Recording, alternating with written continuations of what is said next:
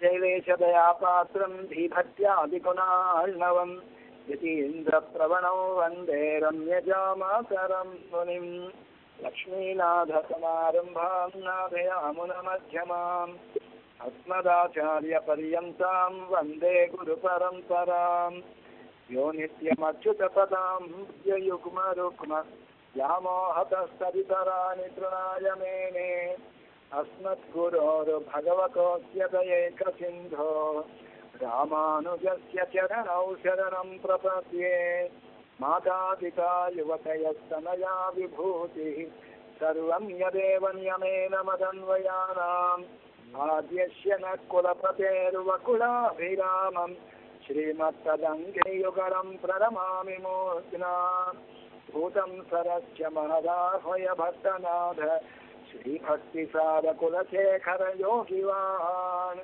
భక్తాంఘ్రిరేణుపదకారయతీంద్రమిశ్రాన్ శ్రీమత్పరాంకుశమునిం ప్రణతోస్మి నిత్యం శ్రీధన్యపుర్యాం వృషభే విశాఖే ఆత్రేయవంశోద్భవసాతికాగ్ర్యాం శ్రీచోళసింహాద్రిగురుక్తమంత్రం శ్రీరంగనారాయణమాశ్రయామః నీలాతుంగస్తనగిరితటే సుప్తముద్బోధ్య కృష్ణం పారార్ధ్యం స్వం శృతిశతశిరసిద్ధమధ్యాపయంతి స్వోచ్ఛిష్టాయాం సజనిదలితం యాపరాత్కృత్య భుంక్తే గోదాతస్యై నమయుదమిదం భూయ ఏవాస్తు భూయః அன்னவயல் புதுவை ஆண்டாளுரங்கற்கு வண்ண திருப்பாவை பல்பதியம் இந்நிஷையானு பாடி கொடுத்தாடு நற்பாமாலை பூமாலை சூடி கொடுத்தாளை சொல்லு சூடி கொடுத்த சுடர் கொடிய தொல்பாவை பாடியருளவல்ல பல்வளையாய்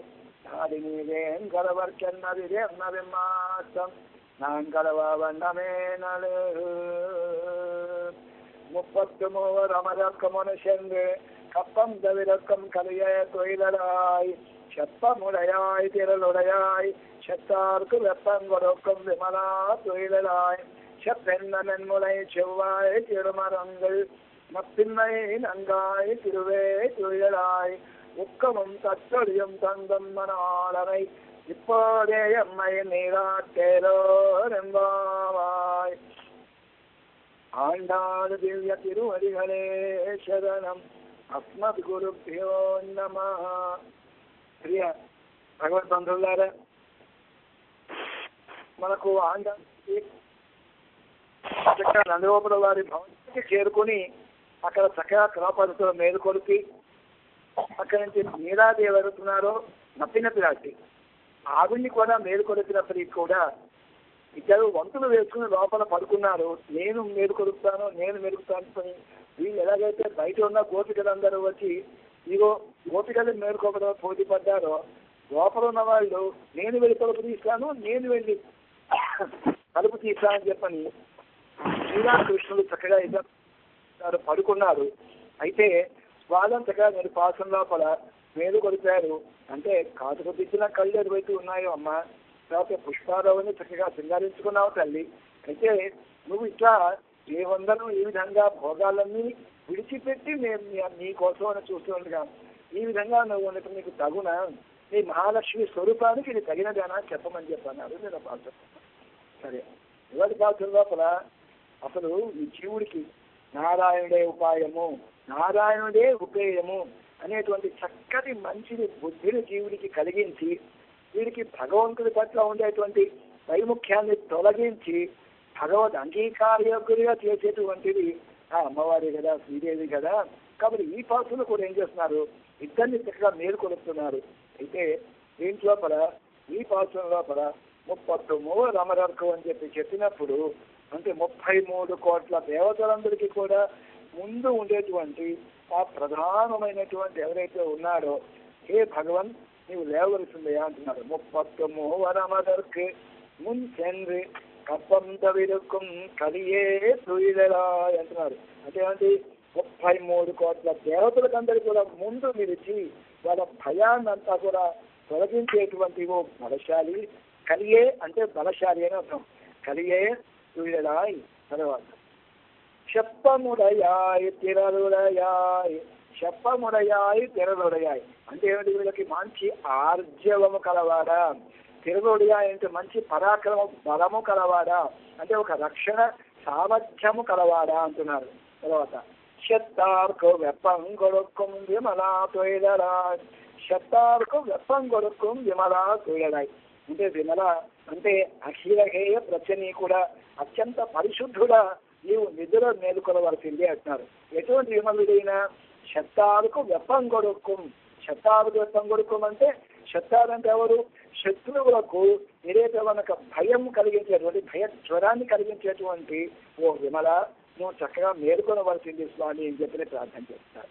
అయితే ఇంకా వీళ్ళు చెప్పినప్పటికీ కూడా అక్కడ ఏమాత్రం స్వామిలో అక్కడ చలనం లేదో ఏమో, ఏ విధమైన స్పందన వీరికి కరువైంది. కాబట్టి వీళ్ళే ఉంటున్నారు, అలా కాదు, అసలు మన అందరినీ కూడా కాపాడి రక్షించేటువంటిది భగవంతుడు మనకి అనుగ్రహింపజేసేటువంటిది మన లీలాదేవి యొక్క చక్కటి దివ్య సౌందర్యం కదా అని ఏం చేస్తున్నారు? ఆ యొక్క లీలాదేవి యొక్క దివ్య సౌందర్యం ఏదైతే ఉందో దాన్ని చక్కగా కీర్తిస్తున్నారు. తర్వాత ఎటువంటిది మనకి చెత్తెన్న మెన్ములై చెవ్వాయ్ చిరుమరుంగుల్ నప్పిన్నై అంటున్నారు. అంటే దీని లోపల ఒక ఈ నప్పిన్నాయి అంటే నప్పిన పిరాటి కాదు, ఈ నప్పిన పిరాటికి ఎటువంటి అందం అనేటువంటి ఆ మూడు విశేషాల ముందు చక్కగా వేస్తున్నారు. మన అందాలు చెప్పెన్న మెన్ములై అని చెప్పినప్పుడు చక్కటి బంగారు కలశములను పోలినటువంటి మంచి సమ సౌందర్యం కలిగినటువంటి అమ్మ వచ్చే పెన్న మెన్ములై చెవ్వాయ్. షే అన్న పద చెవు అన్న పదానికి మనకు ఎప్పుడు చెవు అన్న పదం చెమ్ అన్న పదం ఉంటే మనకి ఎరుపు అని కదా అర్థం. ఇక్కడ చెవు వాయ్, వాయ్ అంటే నోరు, ఎర్రటి నోరు అంటే ఏమిటి? చక్కగా మంచిగా ఎర్రగా దొండ పండు వంటి అధరము కలిగినటువంటి అటువంటి సౌందర్యం కలిగినటువంటి ఉన్న దొండ పండు వంటి అధర సౌందర్యము కలిగినటువంటి తల్లి అంటున్నారు. చెప్పిన మెన్ములై చెవ్వాయ్ చిరుమరంగులు. చిరుమరంగులు అంటే ఏమిటి? చక్కగా మంచి అందమైనటువంటి సన్నని నడుము కలిగినటువంటి ఓ నప్పిన పిరాటి అమ్మ, నువ్వు నంగాయి అంటే పూర్ణురాలేదు. నువ్వు ఇటువంటిది పూర్ణత్వం అంటే ఇప్పుడు అందరితో కలిసి ఉండటమే పూర్ణత్వము. అలాగే మనకి ఆచార్యుడికి అనేక మంది శిష్యులు కలిగి ఉంటేనే పూర్ణత్వం. అటువంటి మరి మేమందరం కూడా ఆ మహాలక్ష్మికి సంతానం కదా. కాబట్టి నీరాదేవి నువ్వెవరు? సాక్షాత్ ఆ మహాలక్ష్మి అవతారాన్ని నువ్వు అంటున్నారు. నప్పిన్నాయి నంగాయ్, నప్పిన్న నంగాయ్ తిరువే తుయలాయ్. సాక్షాత్తు లక్ష్మీ స్వరూపం తల్లి నువ్వు చక్కగా మేలుకొనబడుతుంది అని చెప్పండి. సరే సరే మేలుకొని ఏం చేయాలి అని అనుకున్నారు వీళ్ళు. అమ్మవారు అన్నట్టుగా ఒక కొన్ని వస్తువులు అడుగుతున్నారు వీళ్ళు. ఇక్కడి నుంచి స్టార్ట్ చేస్తున్నారు. వీళ్ళ డిమాండ్స్ ఉన్నారు, వీళ్ళకి ఏం కావాలి అన్నటువంటిది. ఉక్కము తొలియం తందున్మనాలనై ఇప్పోదేయమ్మై నీరాట్ ఏలో రెంబాయ్. ఏం కావచ్చు వీళ్ళకి? ఉక్కమం అంటే ఉక్క తొలగించేటువంటిది. ఉక్కపోత ఉందండి బాగా అంటుంటాం కదా, మరి వీళ్ళకి చెమట ఎందుకు వస్తుంది అంటే వీళ్ళు పొద్దున స్నానం చేస్తారు కదా, ఇంకా స్నానం చేసి వచ్చినప్పుడు కూడా వీళ్ళకి కొంచెం చిరు చెమట, కొంచెం కురులు అవన్నీ కూడా కొంచెం తరితరిగా అలా ఉంటాయి.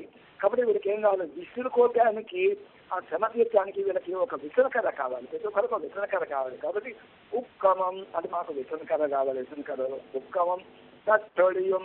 మరి స్నానం చేసిన తర్వాత కదా విసుకున్న తర్వాత ఏం చేయాలి వీళ్ళు? వాళ్ళ యొక్క సౌందర్యం చూసుకోవటానికి, పురులు సవరించుకోవడానికి, బొట్టు అది చక్కగా తీర్చిదిద్దుకోవటానికి సమస్తం కూడా ఒక రూప సాధన కింద వీళ్ళకి ఉపయోగించేది అర్థం. తర్వాత ఏమైనా ఉక్కము విసనకర్ర కావాలి మాకు, తర్వాత మంచి అర్థం మాకు కావాలి. దాని తర్వాత ఇవన్నీ ఉన్నప్పటికీ కూడా ఏం ప్రయోజనం? మాకు కృష్ణస్వామి మాకు దగ్గర లేకపోయిన తర్వాత కాబట్టి ఏమడుతున్నారు? ఒక తత్వం తంత ఉన్మనాలనై.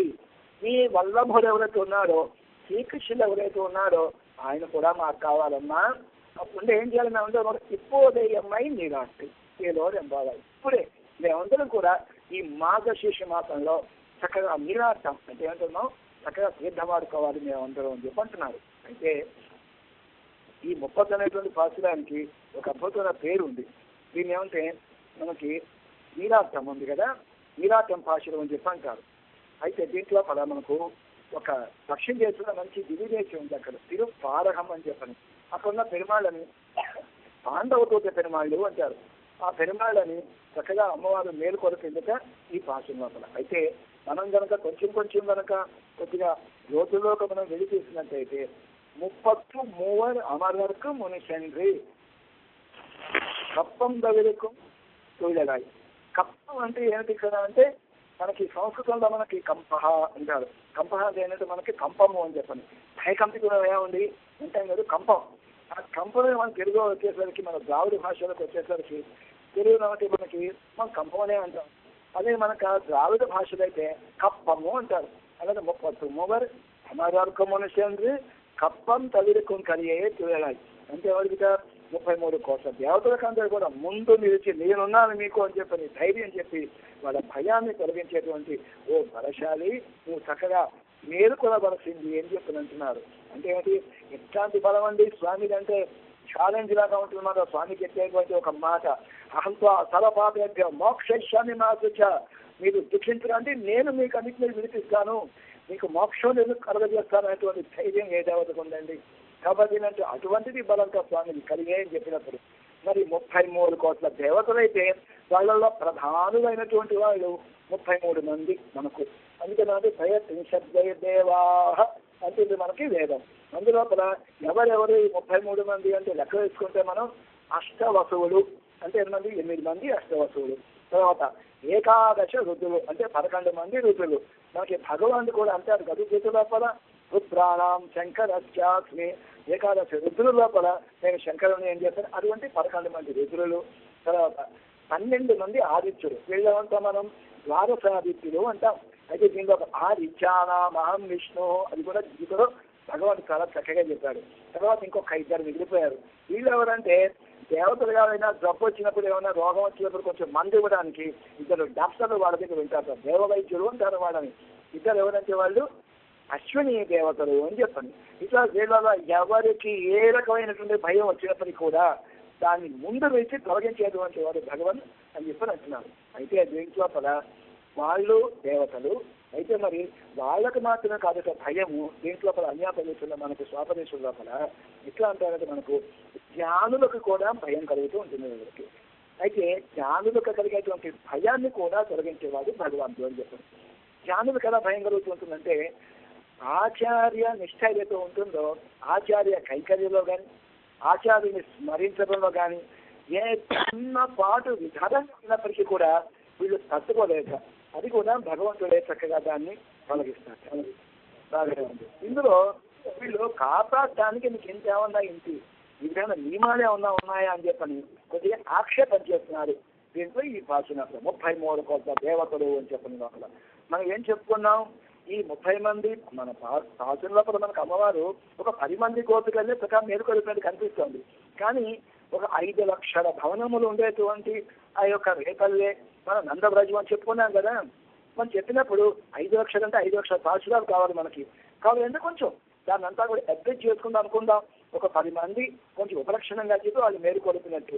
అయితే అసలు ఎంతమంది ఉన్నారు వీళ్ళు అంటే 5 లక్షల పురుషులు ఉన్నాయంటే భవనాలు ఉన్నాయంటే 5 లక్షలు అట్లా 5 లక్షల గోపికలు కదా.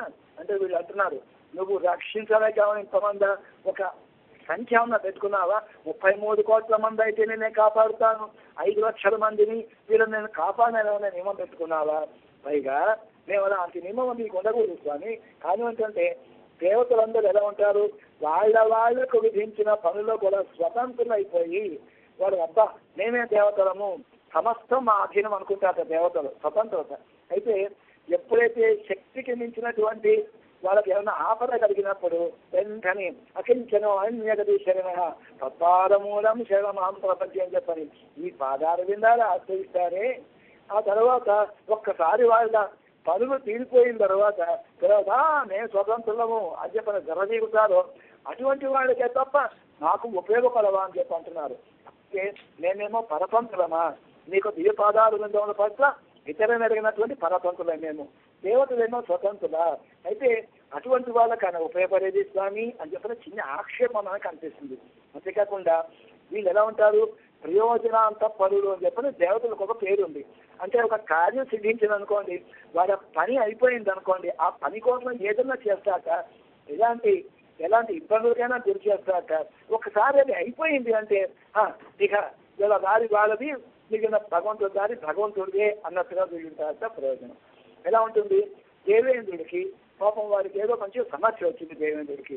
సమయం వచ్చి ఆ యొక్క కుండలాలేవో వాళ్ళ అమ్మగారు ఎవరు ఎత్తుకుపోతే నరకాసురుడు ఎత్తుకుపోతే నరకాసురుడు దాన్ని అపహరించినట్టయితే వెంటనే కొంచెం రికమెండేషన్ ద్వారా ఏం చేశాడు, ఇదిగో కొంచెం మాకు కృష్ణుడు మాకు సహాయపడితే బాగుంటుందని చెప్పి అర్థం చేసి నారదు ద్వారా వెళ్తే పాపం సత్యభామ సమేతుడై కృష్ణస్వామి వెళ్ళి నరకాసుని సంహరించాడు. నరకాసుని సంహరించి ఆ అప్పచెప్పాను మరి ఇక్కడికి వెళ్ళాలిగా ఆ యొక్క స్వర్గలోకానికి. అలా వెళ్ళాట స్వామి. వెళ్ళినప్పుడు అక్కడ మరి మగవాళ్ళు మాట్లాడుకుంటే ఆడవాళ్ళు ఏం చేస్తారంటే కొంచెం వనవిహారం చేస్తారు కదా, ఉద్యానవనం ఇట్లాంటి. దేవేంద్రుడికి నందన ఉద్యానవనం ఒకటి ఉంది కదా ఆయనకి. ఆ ఉద్యానంలో ధరిస్తుంటే అక్కడ చక్కగా అందమైనటువంటి మొక్క కనిపించింది ఇక. అయితే అది పారిజాతం అది. అయితే పారిజాత వృక్షాన్ని కనపడంగా ఏమైంది ఇక పాపం సత్యభామాదేవి ముచ్చట పడింది. స్వామి నాకు ఇది కావాలి, మాకు కాస్త ఇవ్వరా అని చెప్పాను. దేవేంద్రుడు ఏం చేశాడు, ఇంతవరకు కూడా స్వామి స్వామి అనుకుంటూ ఆయన వెనక తిరిగిన వాడు, ఆయన సహాయంతో తన సమస్తము పొందినటువంటి వాడికి నేను ఇంద్రుడిని, ఆయన అప్సారు ఉపేంద్రుడు ఉపేంద్రుడు అని చెప్పని అనుకున్నట్ట. అడిగిన దానికి నేను అన్నా కూడా మా నందన వాళ్ళు అనుకుని కూడా మేము పీకిస్తావా అని కానీ కొంచెం ఇవ్వా అని చెప్పి అడిగి మా సత్యభామాదేవి అడుగుతుందని చెప్పినప్పుడు ఇదిగో ఒకే గ్రాన్ని పీకితే పీక కోసానికి వద్యాసని చేత్తో పట్టుకున్నట్ట. అబ్బా ఇంత నీకు అహంకారం కలిగిందా అని చెప్పని, వర్ధనముల కానీ గుణవర్ధనము కాదు అని చెప్పని ఇది అంటారు పరాశర స్వామి. అయితే అలా కాకుండా మేము ఎలా ఉన్నాం, నీ మీదే ఆధారపడి ఉంటున్నావే మేము, అటువంటి వాళ్ళ మహలాదరించవా అని చెప్పి అంటున్నారు. పైగా అమృతాన్ని పెట్టా పానం చేసి తర్వాత మృత్యువు ఎదుర్కొంటున్న వాళ్ళు అమరులు. అయితే మేము ఎలా ఉన్నాము, నీ నామామృతాన్ని పానం చేసుకున్నటువంటి మరి నీవు మాకు ఉపకరించవా అని చెప్పని అంటున్నారు వీళ్ళు. అలాగే దీన్ని ఏనాడైనా వాళ్ళు సుఖంగా ఉపరించారా స్వామి. శ్రీ భూ నీల వీరు ముగ్గురుతో కూడా చాలా సుఖంగా అక్కడ పరంపరతో ఉంటున్నవాడు. దీన్ని ఇబ్బందికరంగా ఇదిగో ఈ ప్రపంచంలో రామావతారం తర్వాత ఇటువంటి అవతారింపజేశారు వాళ్ళందరూ కూడా. రామావతారం అవతరింపజేసినప్పుడు నాగపాశంతోనూ కట్టుబడి ఉన్నావు, అక్కడ బంధింపబడి ఉన్నావు.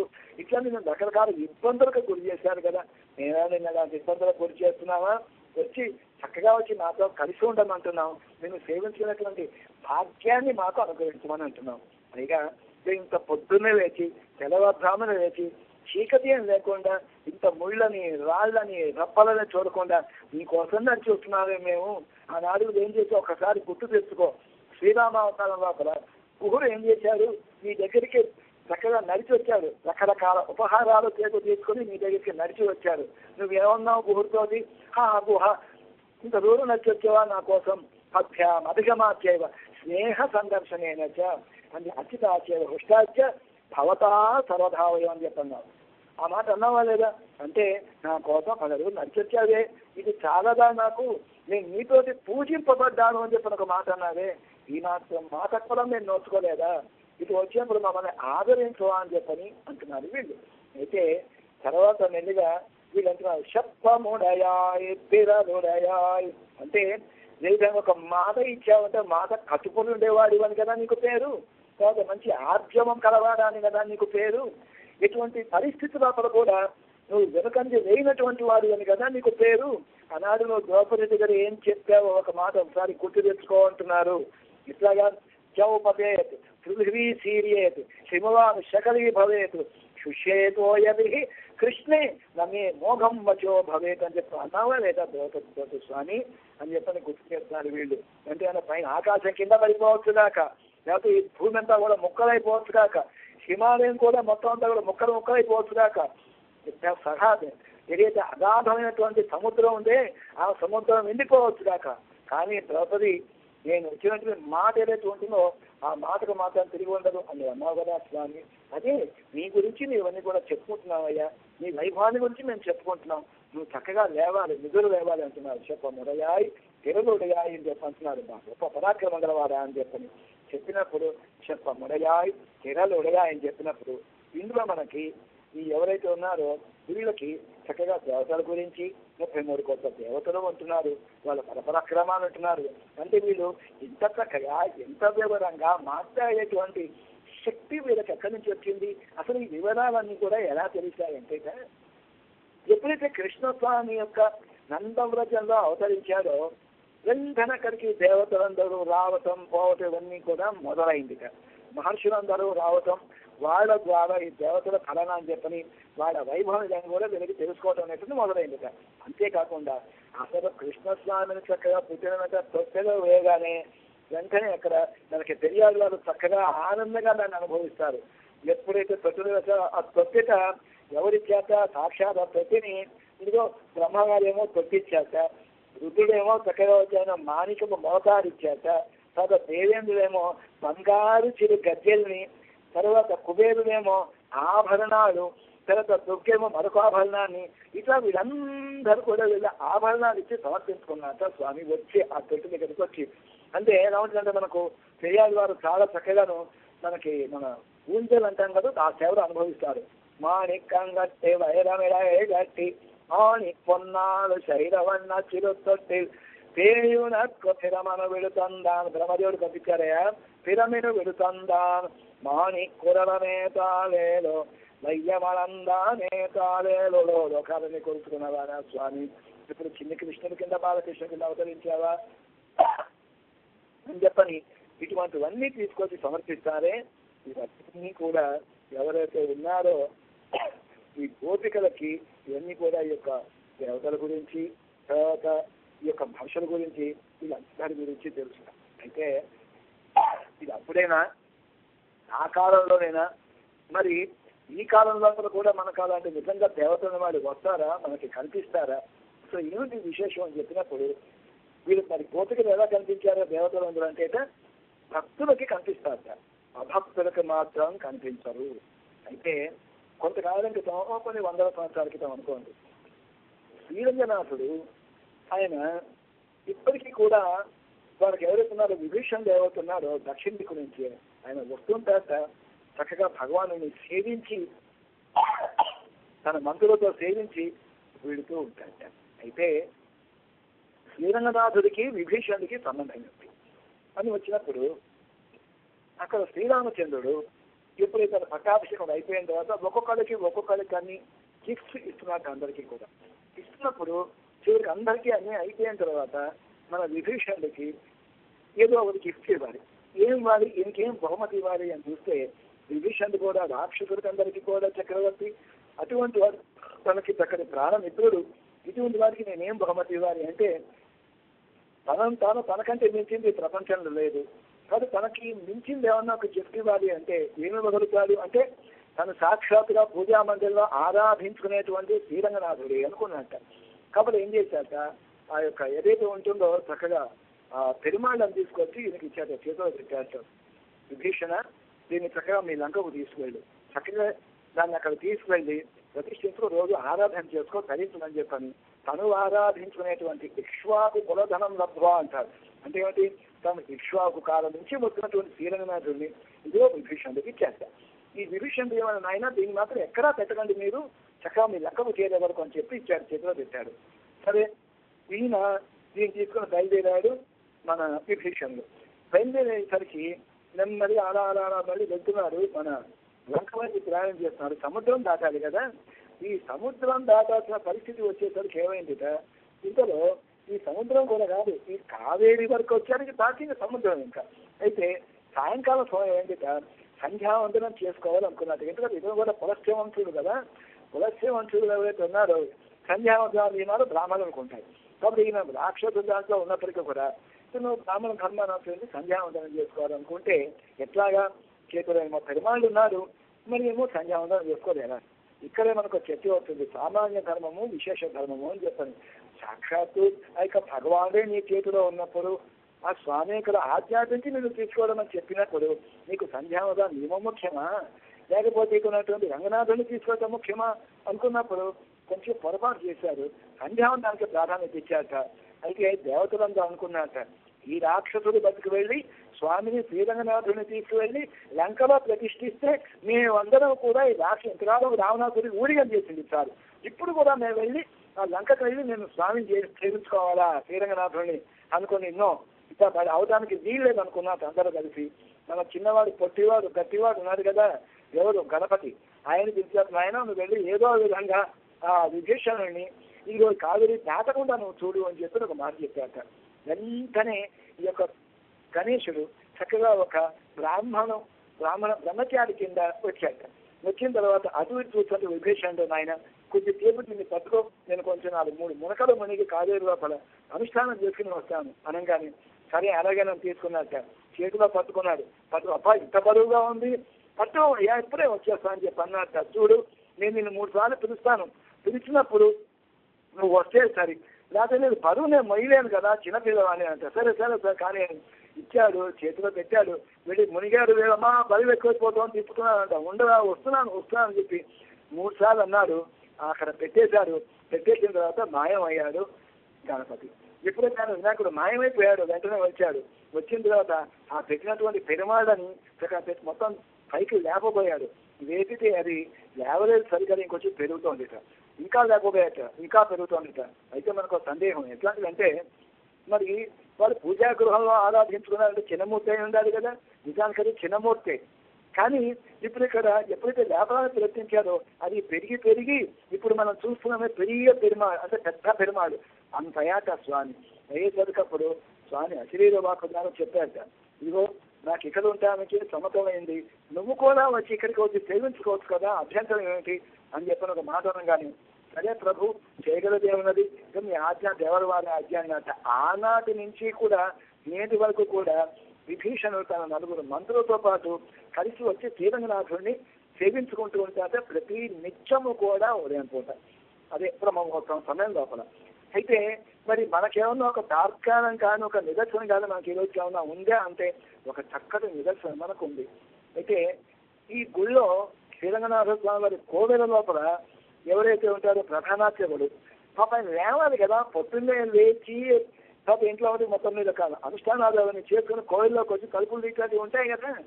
అయితే ఆయన ఒకరోజు కొంచెం అనుకోకుండా 10 గంటల ఒక పావు గంట 15 నిమిషాలు ముందర లేచాక లేచి సరే మెల్లిగా స్వామి కోవిల్కి అని చెప్పిన బయట అంతా ముగించుకొని కోవిల్లో వెళ్ళేసరికి ఏమైందిక ఇంకా అక్కడ కొంచెం ఇంకా సమీపిస్తారు ప్రధాన ద్వారం దగ్గర అనుకోగానే లోపల నుంచి చక్కగా ఘంటానాదం వినిపిస్తోందిట, చక్కగా దిగ పరిమళం లోపల నుంచి వస్తోందిట, ఏవేవో మంత్రాలు వినిపిస్తున్నాయట. ఆశ్చర్యపోయాట, ఎక్కడి నుంచి వస్తున్నాయి ఈ మంత్రాలు, వేసిన తలుపులు వేసినట్టే ఉన్నాయి, ఇవన్నీ కూడా ఎక్కడి నుంచి వస్తున్నాయని ఆశ్చర్యపడ్డాడు. ఆశ్చర్యపడి పక్కన ఒక స్తంభం, పెద్ద స్తంభాలు కదండి, ఒక స్తంభం సాధు నక్కి ఉన్నట్టే ఈ ప్రధానోత్సవం.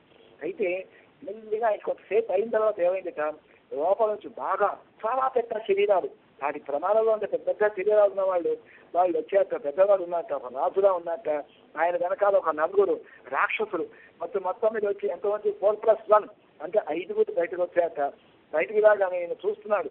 అక్కడ పెద్ద ఒక దివ్య విమానం ఉంది అక్కడ విమానం, ఆ విమానంలో వీళ్ళు 5 కూర్చున్నాక కూర్చోగానే విమానం కాస్త బయలుదేరి వెళ్ళిపోయిందిట, ఆకాశంలో వెళ్ళిపోయి అంతర్ధానం అయిందిట. అప్పుడు ఆలోచించాక ఈయన ఏమై ఉంటుంది దివ్య విమానము అని ఆలోచిస్తే, ఆహా మా తాత ముత్తాతలందరూ కూడా చెప్పుకునేవాళ్ళు కదా, మా దాకా కూడా వచ్చింది, అనుసృతంగా వస్తుంది ఈ వార్త. విభీషణుడు పొద్దున్నే వచ్చి శ్రీరంగనాథుని చక్కగా ఆరాధన చేసి వెళుతూ ఉంటాడు అన్నమాట. ఆహా ఎంత బాగుంది, ఎంత భాగ్యం నాకు ఈరోజు అనుకున్నాక. అయితే ఈయనకి మరో కోరిక కూడా కలిగిందిట, ఎవరికి అయ్యగారికి. ఏం కోరిక మరి, విభీషణుడు ఎక్కడి నుంచి వస్తారు, లంకలో నుంచి వస్తారు.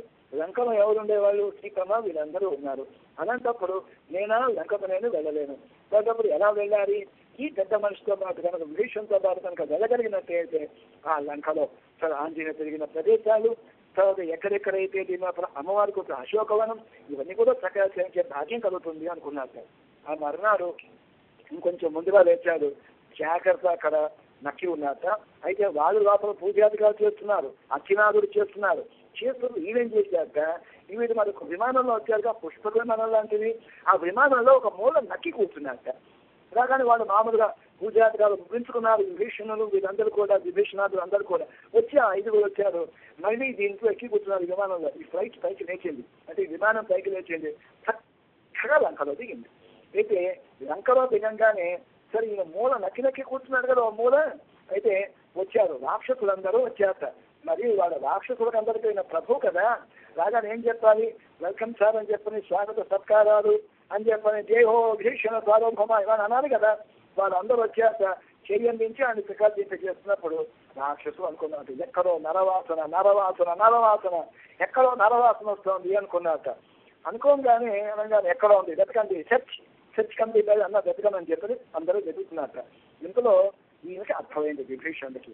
ఆయన సారగ్రాహి విభీషణ కదా, ఆయన అంతా తెలిసిన వాడు. ఆయన కదా అటు ఇటు చూసేమైంది, ఇక్కడ తన విమానంలో చూసుకోవాలి, లంకలో ఉండడానికి అవకాశం లేదు అన్నప్పుడు విమానం జాగ్రత్తగా చూస్తే అందులో మూల గొనిసిపోతూ గదగదగదగా వణికిపోతూ ఈ అయ్యగారు ఉన్నట్ట మూల ఉన్నప్పుడు వెంటనే ఏం చేశారు, ఈయన వెంటనే తీసుకుని చేతిలో తీసుకున్నారు, అర చేతిలో కూడా. ఏం మహానుభావ ఇలా వచ్చారు, ఏంటి విశేషం అని అడిగారట. ఏమి లేదండి, ఇంకొంచెం లంకలో అన్ని కూడా సేవించుకోవాలని కోరిక ప్రభు, అంతకంటే ఏం లేదు, సిక్కిని సేవిస్తాను, ప్రాణాలు పైన పోయేట్టున్నాయి అన్నట్ట. మీకేం భయం లేదు, నేను మీకు అన్ని కూడా దగ్గర నుంచి అంతా కూడా సేవింపు చేస్తానని చెప్పని లంకలో అనువను ఎక్కడ అన్ని విశేషాలు ఏవైతే ఉన్నాయో మొత్తం సమస్తం అంతా చూపించి సత్కరించి చక్కగా ఏం చేశాట, మళ్ళీ మార్నింగ్ బయలుదేరి వస్తారు కదా, మళ్ళీ అదే విమానంలో తీసుకుని మళ్ళీ అక్కడ దింపి ఆయన మళ్ళీ తన ఆరాధన చేసుకుంటుండేవాట విభీషణ్. బతుకు జీవుడానికి ఈ పెద్ద నుంచి బయటపడ్డాడు. ఆనాటి నుంచి కూడా విభీషణ్ ఒక నిర్ణయం తీసుకున్నట్ట, ఇలా కొంచెం కన్నా మనం కనుక వచ్చి ఈ విధంగా మనం ఆరాధనలు చేయటం, ఈ గంటలు వాయించడం ఇవన్నీ కూడా చేస్తే జనానికి కొంచెం అనుమానం కలుగుతుంది, మనకు కూడా కొంచెం ఇట్లాంటి డిస్టర్బెన్స్ కలుగుతుందని చెప్పని ఈ తప్పుళ్ళు కానీ ఇవి కానీ ఇవన్నీ ఏమీ లేకుండా కామ్గా వచ్చి తన ఆరాధన ముగించుకొని వెళ్ళిపోతూ ఉంటాడట ఎవరు విభీషణుడు. అయితే ఏమంటారు, ఈ దేవతలకు అందరూ కూడాను వాళ్ళు వచ్చి సేవించుకుంటారు, మనకి తిరుపతితో చక్కగా వర్ణించారు కదా, కుమర దండం పొగుందేండే వెళ్ళడం అరవరేల కోయిలు మున్నేవరో రంగత్తమ్మ పల్లి లిందరాయే వారు దేవతలు మహర్షులు అందరూ వచ్చి మీ గుడివాకి అలా మీ కోవిలు సంధిలో పరిగాపులు పడుతున్నారు భగవాన్, మీరు లేవాలి, లేచి వీరందరినీ ఆదరించాలని చెప్పి తొందరపిడాలి, వారు ప్రార్థన చేయాలి, ఇలా ఇంకేనుకో అని చెప్పినప్పుడు మనకు విభీషణుడు సాక్షాత్ వచ్చి సేవించేవారని చెప్పిన తొందరపిడాలి వారు కూడా మనకు ఆనందించారు కదా. అయితే ఇక్కడ దేవతలకు ఉండేటువంటి కంపం ఉన్నాం కదా, వాళ్ళకు భయం. ఏమిటి వీళ్ళకు ఉండేటువంటి భయం అంటే, ఎప్పుడైతే ఈ దేవతలందరినీ జయించారో వాళ్ళకందరికీ ఉన్న మందికి ఈ వీళ్ళందరికీ కూడా డ్యూటీస్ ఎలా చేశాక రావణాసురుడు. ఇదిగో ఇంద్రుడు చెప్తాడు, నువ్వు ఈ పుష్పాలను కూడా అలంకరణ మీరు తిరగడం కాదు, దగ్గర కూడా నీ డ్యూటీ ఏమిటంటే పాజాత పుష్పమాలలో కట్టి ఈ లంకా సార్వభౌముడికి సమర్పించాలి కబడతారని ఆయనకి హెచ్చరిక. అగ్నిహోత్ర నువ్వు ఎక్కడ ఉండాలి, నువ్వు మా పాఠశాలలో నువ్వు ఉండి వంట చేయాలి, వంట ఏమైనా మాడిపోయినా కూర ఉడకపోయినా కబడతారని ఆయనకి హెచ్చరిక. యముడికి చెప్పాక నువ్వు మాకు ద్వారలో ఉండి ఎప్పుడు కూడా కాపాడుతూ ఉండాలి, ద్వార పాలకుడి నువ్వు, ఎవరిని రాకుండా చూసే పని ఇది. నైరుతి దిక్కునిట నా కత్తిని మోస్తూ తిరిగమని చెప్తాట. అలాగే వరుణుడు ఏం చేయాలట, సముద్రకు ఒక పేరు రత్నాకరుడు అని చెప్పాను కదా, శ్రేష్టమైనటువంటి రత్నాలన్నీ కూడా తీసుకొచ్చి మాకు సమర్పించాలి. వాయువు ఏం చేయాలి, వంకగా ఉండేటువంటి వీధులన్నీ కూడా శుభ్రంగా ఉండాలి, అది స్వచ్ఛంగా ఉండాలి మొత్తం అంతా కూడా. నువ్వు అలా ఊడవాలని చెప్పిన ఆయన కాదు, ఊడొద్దు మాత్రమే కాదు, చక్కగా వాటితో చల్లి నీళ్ళు చల్లి పరిమళ దేవతతో చల్లి ముగ్గు పెట్టాలి. ఈ నీ డ్యూటీ. కుబేరుడు అన్నయ్య నేను తమ్ముడు అన్నాడు, బంధుత్వాలు ఇక్కడ పనికిరావు, నువ్వేం చేయాలి, లంకలో మాకు అందరికి కావాల్సినటువంటి ఈ వ్యత్సాలు ఉంటాయి సరుకులు ఇవన్నీ కూడా నువ్వు తెచ్చేయాలి అని చెప్పండి. ఇలా అందరికీ డ్యూటీ ఇస్తా, అదిగా భయం సార్. అయితే ఈ స్వామి ఏం చేస్తారు, మనస్వామి 33 అమలకు మనుషులు కప్పందగలకం కలిగే తొలరాయి, నీకేం లేదు ఇక నేను రామచంద్రుడికి అవతరించానని చెప్పని వాళ్ళకుండే భయాన్ని అప్పుడు తీరుస్తా. అప్పుడే కాదు, ఎప్పుడూ కూడా దేవతందరూ కూడా భయం తీర్చేటువంటి వాడు భగవానుడు. అయితే ఇక్కడ అలాంటి వారి స్వామి 33 అమలకు మనుషులు కప్పందగలకం కలియే కలియే తుయడాయ్ శప్పముడయాయ్ తీరాలుడయాయ్. ఇక్కడ అటువంటి ఆద్యము కలవాడా, తీరాలుడయాయ్ అంటే ఏంటి మనకు అంటే మంచి ఒక పరాక్రమం కలవాడా, చిన్న వయసులోనే మంచి బలము కలవాడా అని ఒక మాట అంటున్నారు.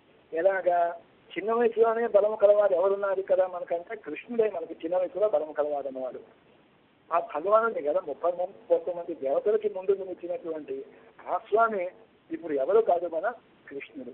కృష్ణుడు ఎలా ఉంది, ఈయన బలం ఏంటి, చిన్నప్పుడే తను జన్మించగానే తల్లిదండ్రుల ఆ యొక్క సంఖ్యలు ఎప్పుడైతే ఛేదించాడో స్వామి అప్పుడే మైందని చెప్పిన వర్ణించింది మనకు ఆండాడు తల్లి. అయితే ఇక్కడ తిరగోడిగా అని చెప్పినప్పుడు ఇక్కడ స్వామి 5 సంవత్సరాల వయసులోనే చిన్న బాలుడుగా ఉన్నప్పుడే ఎక్కడ 5 సంవత్సరాల వయసు ఎక్కడ 7 అహోరాత్రాలు రాళ్ళ వర్షం ఇంద్రుడు కురిపించాలి. కురిపించినప్పుడు గోధనగిరి చక్కగా దాన్ని ధరించాలి, అది కూడా దేని మీద చిటికెన వీరి మీద ధరించాలి. ఇంతకంటే బలానికి ఇంకేం కావాలి అని చెప్పి అంటున్నాడు. ఇంద్రుడు ఉన్నారు దేవేంద్రుడు. అందరూ కూడా నందవ్రజం లోపల వాళ్ళందరూ కూడా ఇంద్రయాగం అనేటువంటి చేయడం వాళ్ళకి అలవాటు. ప్రతి సంవత్సరం కూడా వాళ్ళు ఇంద్రయాగం చేస్తారు.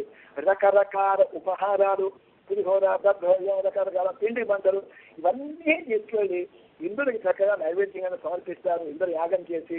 ఎందుకంటే ఇంద్రుడే కదా వర్షాలు కురిపించేటువంటిది మహానుభావుడు అని చెప్పని ఆయనకి సమర్పిస్తూ ఉంటారు. అయితే ఆయన ఇంటాన్ అది చక్కగా తీసుకొని వర్షాలను కూడా చక్కగా కురిపిస్తాడు. నిజంగా కురిపిస్తాడు వీళ్ళ ఇది కూడా. అయితే ఇక్కడ సమస్య వచ్చిందంటే ఇంద్రుడికి గర్వం వచ్చిందట. నేనే సర్వము అని చెప్పని. కానీ ఇతనుక ఇంద్రుడిగా శక్తి ఇచ్చినవాడు, ఆ పదవి ఇచ్చినవాడు, ఆ హోదా ఇచ్చినవాడు సాక్షాత్తు భగవానుడే కదా. ఇప్పుడు ఆ భగవానుడు ఎక్కడ ఉన్నాడు? సాక్షాత్తు మన చిన్న బాలకృష్ణుడి కిందకి అవతరించాడు ఉన్నాడు. అయితే వీళ్ళందరూ తీసుకువెళ్ళి ఉపహారాలన్నీ కూడా సమర్పించాలని పెట్టుకున్నప్పుడు ఎక్కడికి వస్తున్నారు మీరందరూ అడిగినప్పుడు ఇంద్రయాగం ఈ రోజున ఇంద్రుడికి ఇవన్నీ కూడా సమర్పించాలి, ఆయన తనకు వర్షాలన్నీ కురిపిస్తాడు అని చెప్పారు. అలాగా ఈయన మనసులో, కృష్ణుడి మనసులో కూడా ఇంద్రుడికి ఇంత అహంకారం పనికిరాదు. భగవానుడు ఎక్కడ ఉన్నా, ఏ అవతారాల్లో ఉన్నప్పటికీ కూడా భగవాను గుర్తించి ఆరాధించి సేవించినటువంటిది దేవతల యొక్క కర్తవ్యము. ఇది వీరు విస్మరిస్తున్నారే అని చెప్పని స్వామి ఆలోచించి ఏం చేశారట, ఇలా కాదు కొంచెం గర్వభంగం చేయాలనుకున్నట్ట. ఒక మాట అడిగాడు, మీరు ఇవన్నీ తీసుకొని ఇంద్రుడికి అని ఇస్తున్నారు, ఇంద్రుడు కాదే మనకి వర్షం ఇచ్చేటువంటి మేఘాలు ఇస్తాయి. మరి మేఘాలు కూడా మనకి వర్షం ఇచ్చినప్పుడు నిజంగా మేఘాలు ఎక్కడ వస్తున్నాయి? మనకి ఎక్కడి నుంచి వస్తున్నాయి? గోవర్ధనగిరి మీదకి వస్తున్నాయి. గోవర్ధనగిరి మీదకి వచ్చినప్పుడు ఆ మేఘాలను అడ్డుకొని అక్కడ వర్షం కురిసేలా చేసి మనకందరికీ పంటలు పండటానికి, మొక్కలని వృక్షాలు బాగుండటానికి, ఆవులకి వీటనుకున్న మేత దొరకడానికి ఎవరు కారణం అవుతున్నారు? మన గోవర్ధనగిరి కదా కారణం అవుతోంది.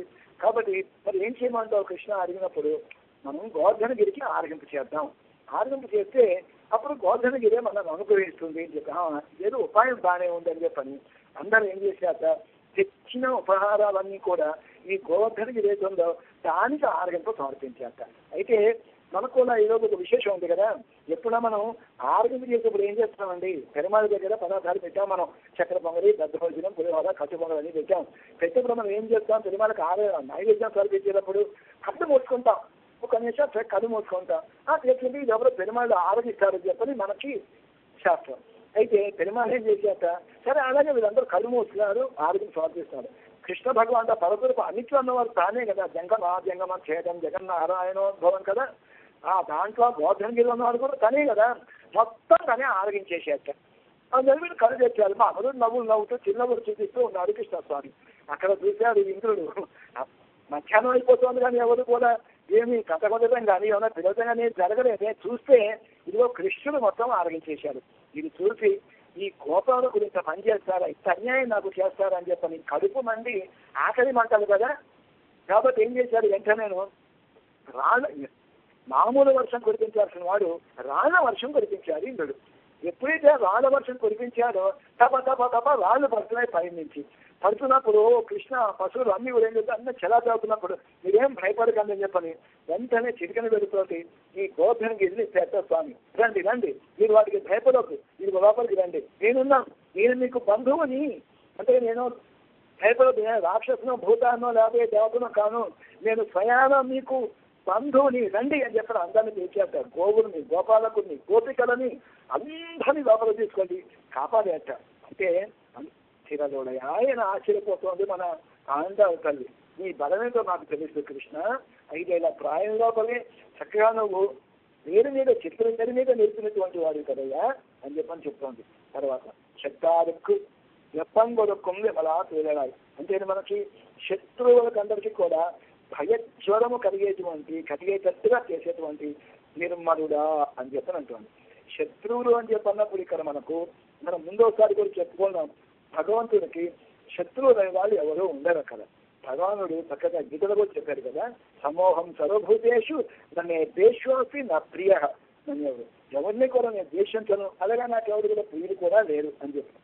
సమోహం సర్వభూతేషు అందరూ నాకు సమానులే అని చెప్పారు. చెప్పినప్పుడు భగవాన్ అలా చెప్పినప్పుడు మరి భగవంతుడు శత్రువు ఏమిటి అన్నప్పుడు భగవంతుడు శత్రువు ఉన్నారా అంటే భక్తుల యొక్క శత్రువునే భగవంతుడు కూడా శత్రువుట.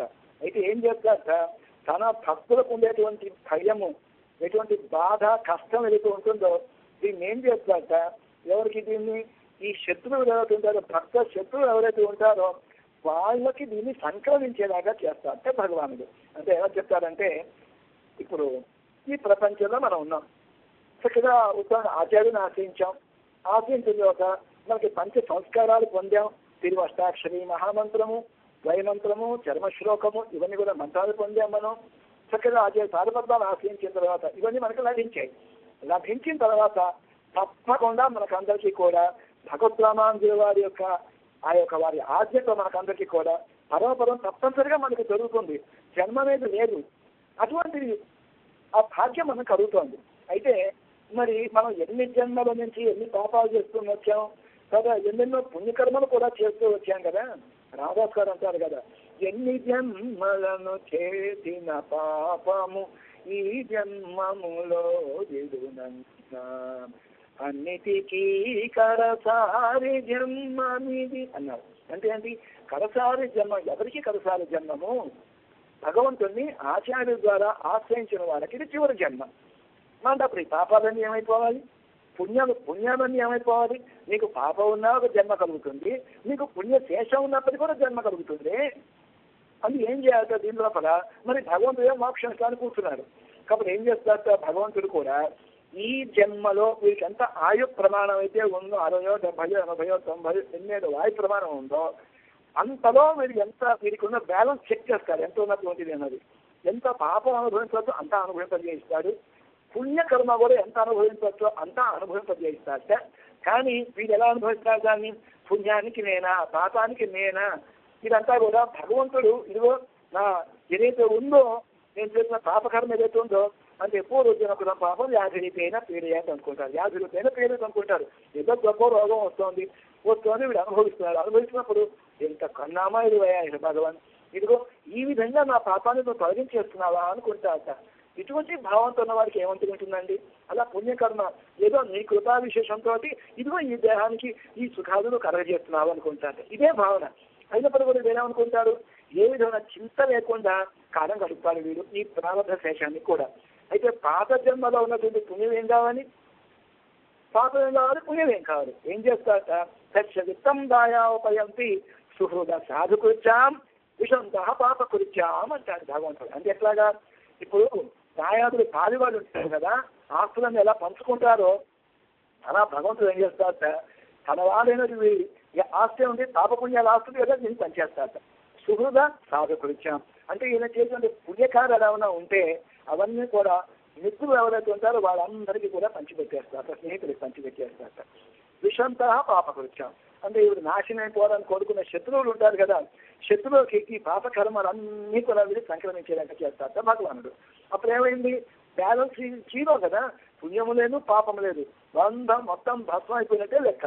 అప్పుడు నాయన పద అని చెప్పని అఖిలాది మార్గం ద్వారా అక్కడ ఎక్కడ ఉందో పరంపర ఉందో దానికి అక్కడికి చక్కగా తీసుకెళ్తారట భగవానుడు. సరే, ఇంట్లో కూడా మనకి చక్కగా బాగానే ఉంది. అయితే ఇలా చేసిన దానికి మనకి ఏమన్నా ఉదాహరణ ఉందా? ఏదైనా అటువంటిది ఏమన్నా చేశారంటే మనకి చక్కగా మనకు ప్రబంధంలో మనకి భగవాన్ దేవుడు అంటే చెప్తారు మనకి భగవాన్ యొక్క వైభవాన్ని గురించి, కృష్ణుని గురించి. అందుకని శిరువన్ అరసరు తమన సరికల ఎవరైనా ఇచ్చి ఎందన కొరియే చెయ్యత్త ఆయా ఎందరమా నరులన్నా అంటే నన్ను కృప చూడవలసింది, నన్ను కాపాడవలసింది అని చెప్పిన ఎవరన్నట చెందమను కుడలాలకై నూత్తోలు దండెండుగా మైదు నోడిప్ప ఇండియన్ చెరువం పేరు ముందున్నానయ్య అంటారు. పాసాది స్వామిని చూశారని చెప్పాలన్నారు మన ఆదివాళ్ళు. అంటే తన వాదైనటువంటి తన భక్తురాలైనటువంటి ద్రౌపది పడినటువంటి కష్టం ఏదైతే ఉందో ఆ సభలో చేతులెత్తి ప్రార్థన చేసింది కదా ద్రౌపది. ఇంత అవమానకరమైన పరిస్థితి, చుట్టుపక్కల కొట్టారా, ఇంకో పక్క నుంచి ఈ వస్త్రాంతగా ఊడ్చేస్తున్నారా, ఇంత బాధ కలగజేస్తారా చూద్దాం, సమయం వచ్చినప్పుడు దీన్ని నేను చేస్తాను, సరిగ్గా ఆ శత్రులకు వాళ్ళకి బుద్ధి చెప్తాను అనుకున్నట్ట భగవానుడు. ఇది మనసులో నిర్ణయించుకున్నారు స్వామి. ఇక్కడ ఏమైపోయింది? చక్కగా అక్షరమైనటువంటి వరువులన్నీ కూడా చక్కగా ఇచ్చాడు భగవానుడు. అయితే ఇవాళ రేపు గ్యారడీ మ్యాజిక్లు చేసేవాళ్ళు స్వాములు బాబాలు చాలా మంది వచ్చారు. అటువంటివి కాదు కదా, అవన్నీ ఇంద్రజాలకు వచ్చేసేటువంటి అప్పటికప్పుడు మాయమైపోతాయి. కానీ ఇంద్రజాలకుడు కాదు కదా భగవానుడు, సాక్షాత్తు తను స్వామి. ఆయన ఇచ్చిన వస్త్రాలు ఎవరున్నాయో గుట్టలుగా పడినాక సభాభవనం లోపల ఆ మధ్యలో సభ మధ్య లోపల అందరూ ఎవరి దాన్ని వాళ్ళు వెళ్ళిపోయారు.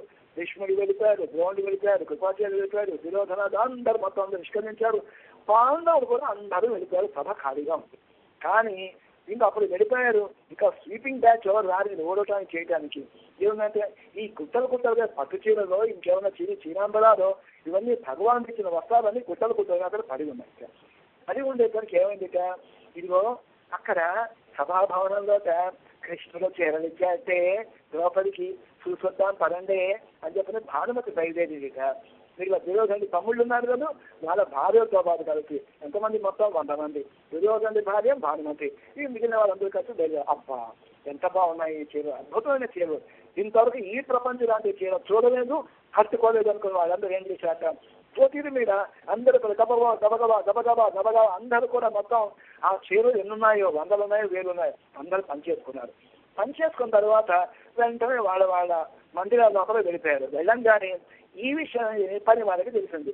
పని వాళ్ళతో మనకి ఎప్పుడు ఒక ప్రాబ్లం ఉంటుంది కదా, ఎవరైనా కదా అమ్మగారు కొత్త చీర కొనుక్కున్నారు అంటే వీళ్ళు బయలుదేరారు పని వాళ్ళ అమ్మగారు, మీకు కొత్త చీరలు వచ్చాయి కదా, మీ పాత చీరలు మాకు ఇవ్వచ్చు కదా అంటారు.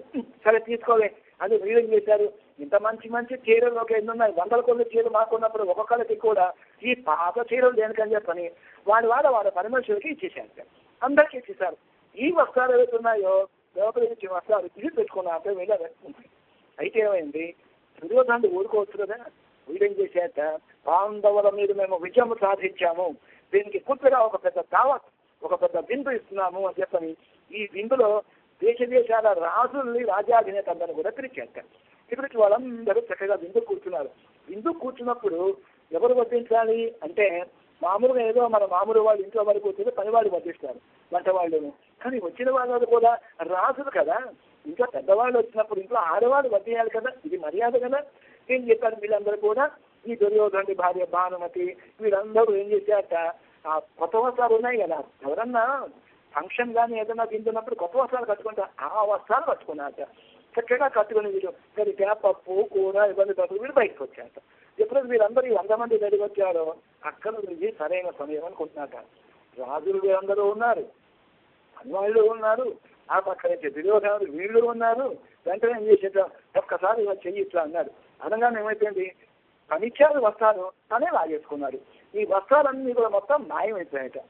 ఈ కట్టుకున్న వస్త్రాలన్నీ మాయమైపోయినాయి. ఎవరు, ఈ 100 మంది భార్యలు కట్టుకున్నట్టు మాయమైపోయి అయ్యో అని చెప్పిన వెంటనే వాళ్ళు ముట్టుకుపోయి ఎంత అవమానం, ద్రౌపదిని అవమానించాలనుకున్న వాళ్ళు ఎవరైతే ఉన్నారో దుర్యోధనుడి భార్యలకే ఆ అవమానం ఘోరమైన అవమానం కలిగింది. కప్ప అందరూ కూడా వాళ్ళ లోపలికి పరిగెత్తారట. ఇక్కడ పరిగెత్తే ఉన్నాయి, పని వాళ్ళకి అందరూ కూడా వస్త్రాలు ఇచ్చేసారు కదా, వస్త్రాలు లేవు. అప్పుడు ఏం చేశారట, మీరు అందరూ ఒక్కొక్కరు పని వాళ్ళు ఉన్నారు అని చెప్పని వాళ్ళ ఒంటి మీద ఉన్నటువంటి బట్టలన్నీ కూడా ఇప్పేసి వాళ్ళ చీర లాగేసి మళ్ళీ వీళ్ళు ఆ వస్త్రాలు కట్టుకున్నారు. వీళ్ళు అంటే ఇక్కడ ఏమిటంటే ఎవరికైతే అవమానం చేయాలి, ఎవరికైతే భయకంపితమే చేయాలని చెప్పని భావించారో దుర్యోధనుడు, అది వాళ్ళే తన ఆ స్త్రీలే అవమానపడేలాగా, లేదా దుర్యోధను చెందిన వాళ్ళే అవమానపడేలాగా కృష్ణ పరమాత్మ చేసేట్టున్నాడు.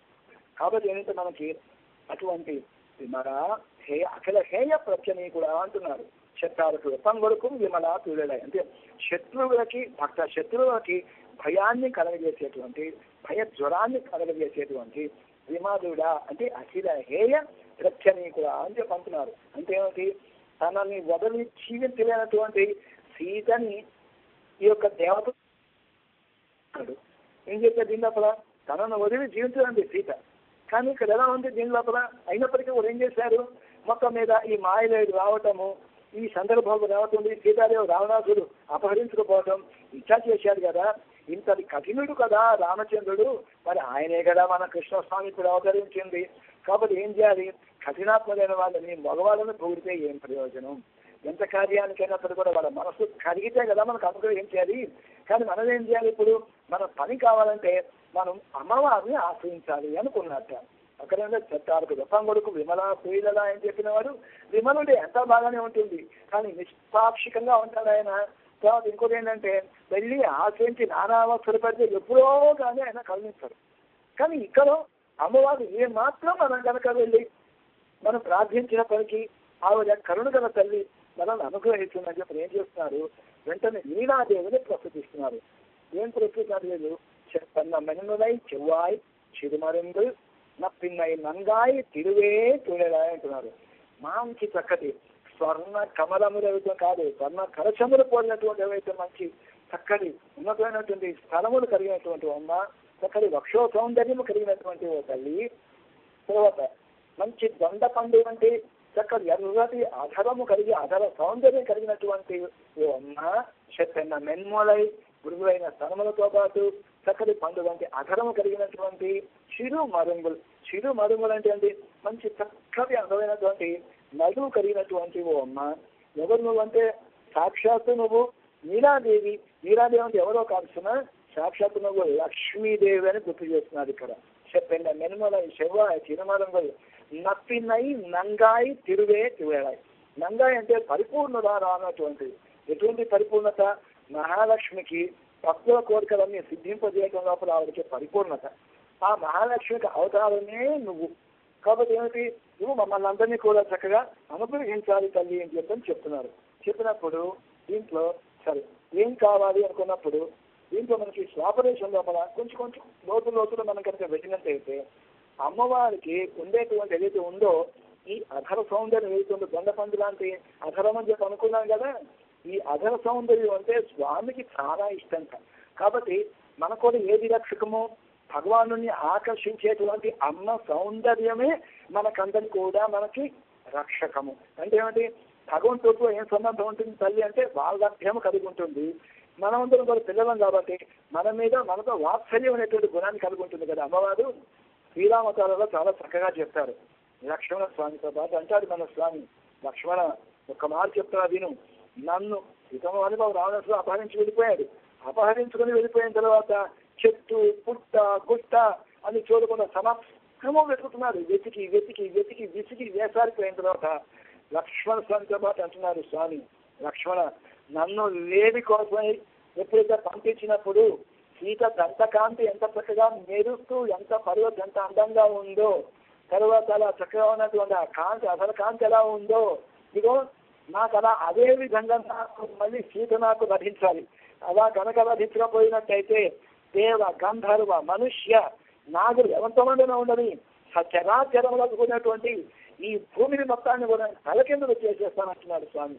సదేవ గంధర్వ మనుష్య పన్నగం శైలం పరివర్తయామ్యం తలకిందులు చేస్తాం మొత్తం అని చెప్పని చెప్తారు రాము.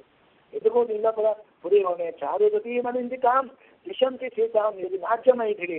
నా కనుక ఎవరన్నా అప్పచెప్పబోతే ఎవరు తీసుకుంటే వాళ్ళగా అప్పచెప్పబోతే ఎలాగా దీనికో చక్కగా మంచి అందరైన పరివర్తనతోటి ప్రకాశించేటువంటి మంచి పండుగ అర్హంతో నా స్వీకరణ కనపడబోతే ఇదంతా నేను చేస్తానన్నారు స్వామి.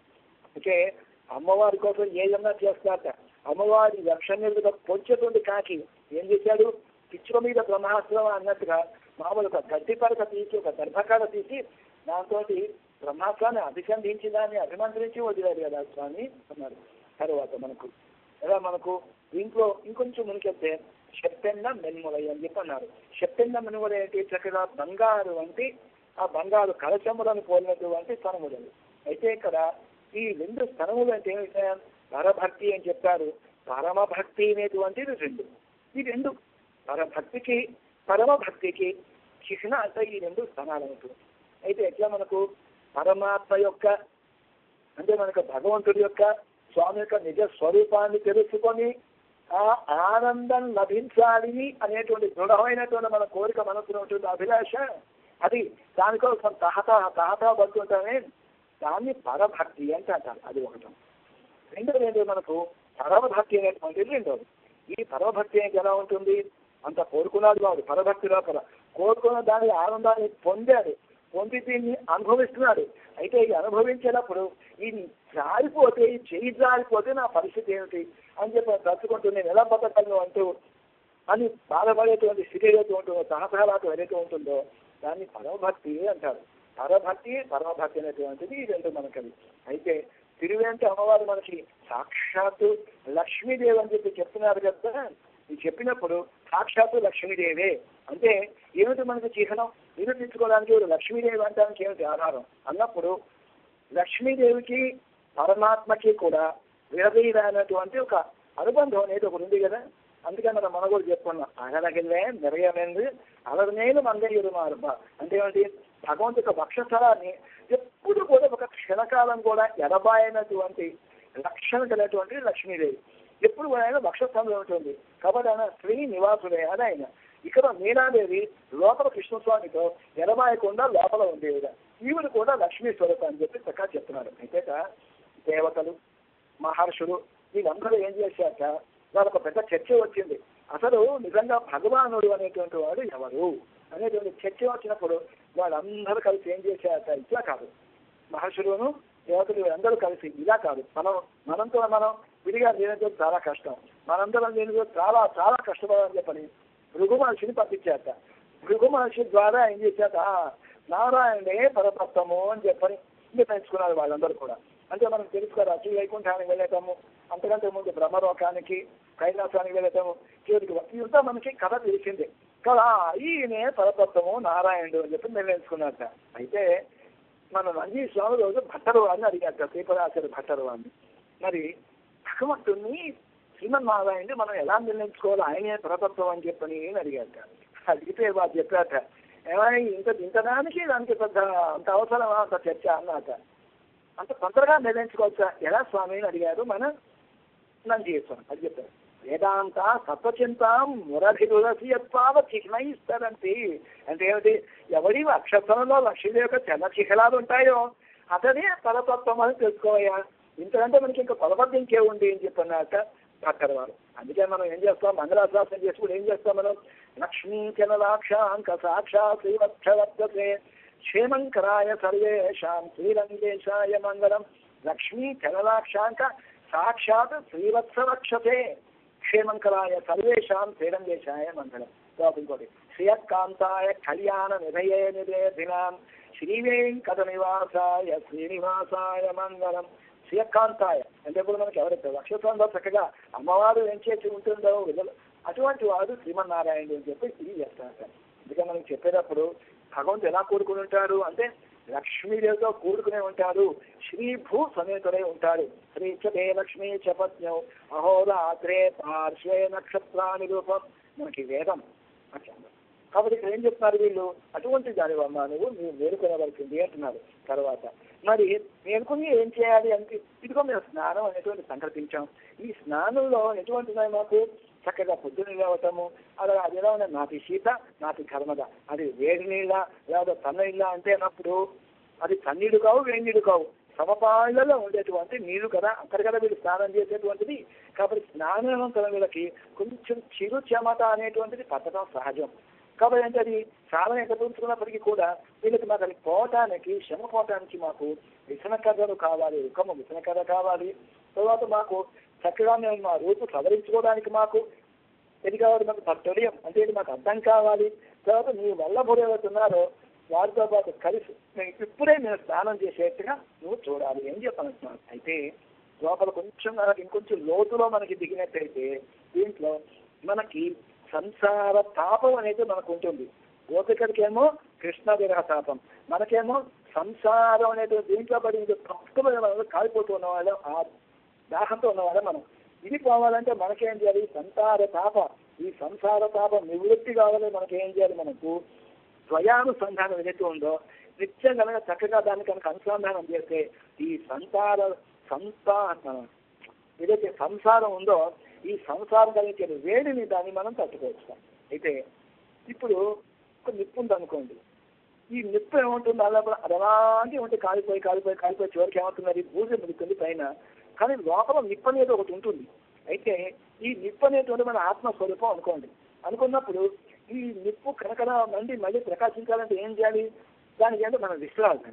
ఈ విసిరినప్పుడు ఏమవుతుందంటే బూడిద ఎగిరిపోతుంది, అది మనకు కనిపిస్తుంది అనమాట. విషయాలంటే మనకి ఏం కావాలి, విసన కథ కావాలి కదా.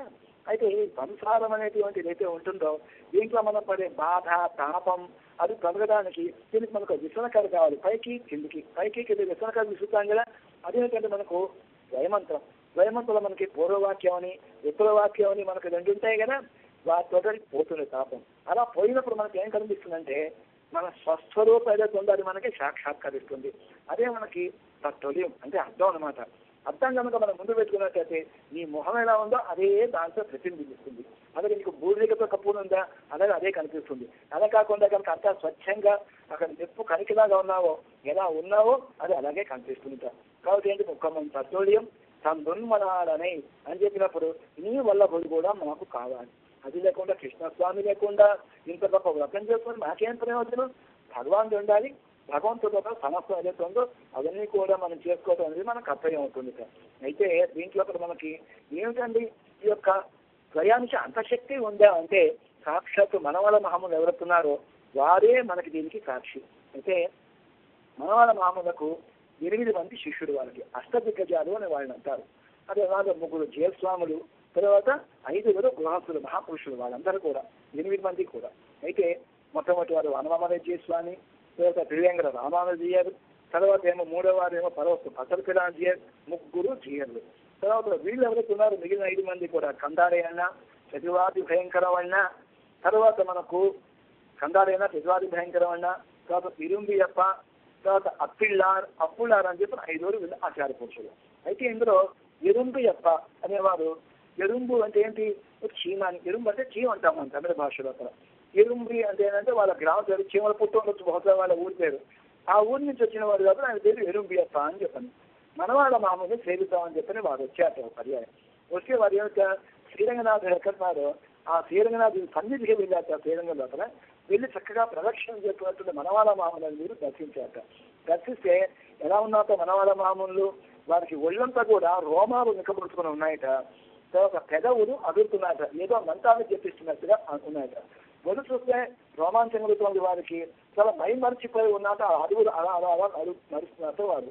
అంటే ఏమైనా చూస్తే ఎందుకు వారు అలా ఉండడానికి కారణం ఏంటి అంటే ఎప్పుడు కూడా వారి పెదవులు ద్వయమంత్రాన్ని ఎప్పుడు అనుసంధానం చేస్తూ ఉంటాయట. అయితే వారి శరీరం ఏదైతే ఉందో దీంట్లో ఇది పులకించిపోతూ ఉంటుంట. ఇది ఆ మంత్రం అర్థం ఏదైతే ఉంటుందో ద్వయమంత్రాన్ని స్మరిస్తూ ఉంటే వీరిలో పులకింత కలుగుతుంట. పులకింతతోటి ఈ పులకింతతో వారికి రోమాంచం కలుగుతుంట, రోమాలు నిక్కబోతుంటుంట. అటువంటి మనవాళ్ళ మహాములని నేను సేవించాను అని చెప్పినది రెండు చెప్పాలి. అంతరత్నానుసంధాన సంతత స్ఫురితాధర అంటే ఏంటి? మంత్రత్వం మన ద్వయమంత్రాన్ని ఇప్పుడు కూడా దాన్ని స్మరించేటువంటి దాని యొక్క ఉచ్చరించేటువంటి తెరవులు అని చెప్పాను. తదర్థ తత్వమిధ్యాన సన్నద్ధ పులకోద్గమ. దాని ఏదైతే అర్థం ఉందో దాన్ని అనుసంధిస్తూ ఉంటే దానికి పులకింత కలిగేటువంటిది అని చెప్పంటారు.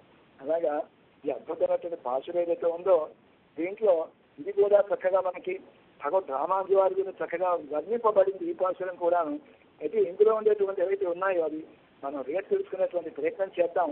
ఇంత అద్భుతమైనటువంటి పాసులు అయితే ఉందో దీనికి నీరాష్ట్ర పాసులు అంటే నీరాష్ట్ర ఉంది కదా, నీరాష్ట్ర పాసులు అని చెప్పని అంటారు.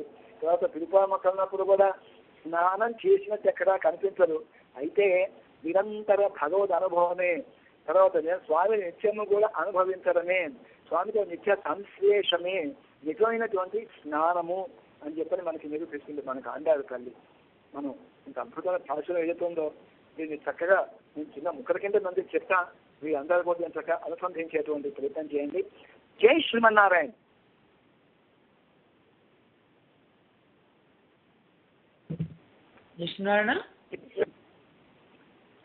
முப்பத்து மூவர்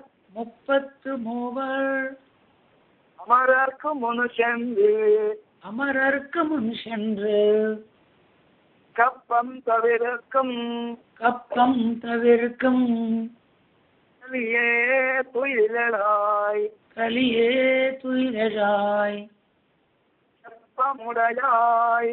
செப்பமுடையாய் திறதுடையாய்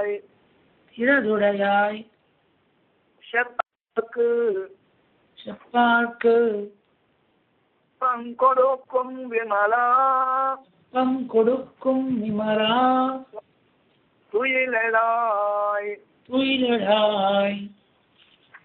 செப்பன்னமென் முலை செவ்வாய்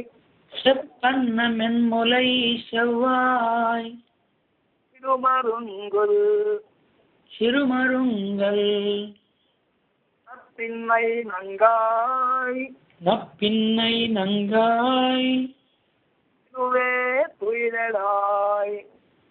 துயிலே திருவே துயிலெழாய் கமம் தத்லியும் உக்கமும் தற்றொழியும் தொன்மனாளனை தந்துன்மணாளனை எம்மை